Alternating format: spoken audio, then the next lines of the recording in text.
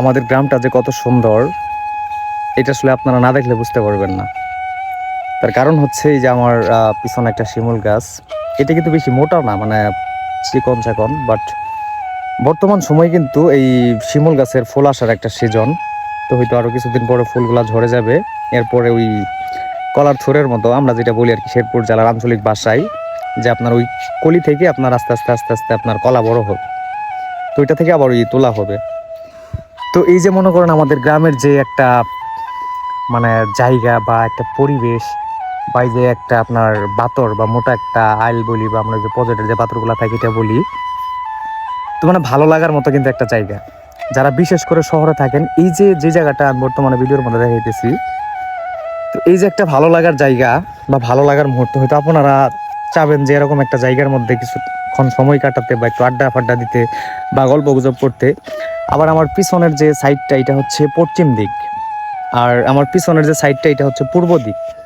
তো বিশেষ করে বর্তমান যেহেতু পশ্চিম দিক থেকে পূর্ব দিকে সূর্যের ওয়েদারটা ভালো বা ফোকাস করতেছে পূর্ব দিকে, তো পূর্বের দিকের সাইডটা কিন্তু আরো অনেক সুন্দর লাগতেছে।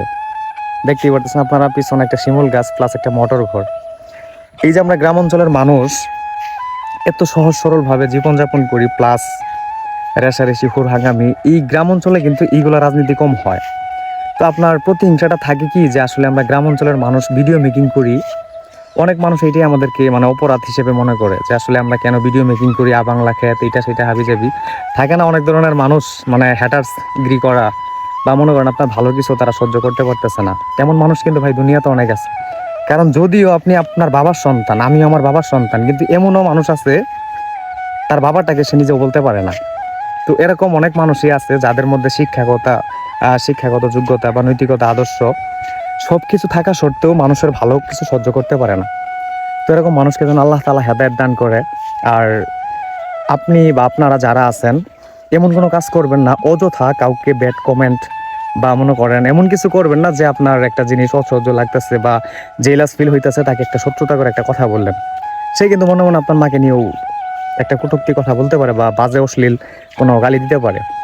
তো যাই হোক, আসলে নিজের নীতিটাই বড় নীতি, এবং নিজের যে নৈতিকতাটা আছে এটা সবসময় ধরে রাখার চেষ্টা করবেন, তাহলে মানুষ আপনাকে সম্মান দিবে। এখানে গ্রামের মানুষ কি, শহরের মানুষ কি, বা আপনার ওই আরো কিছু সাইট নিয়ে কথা বলে না মানুষ, ওরকম টাইপের মানুষই কি।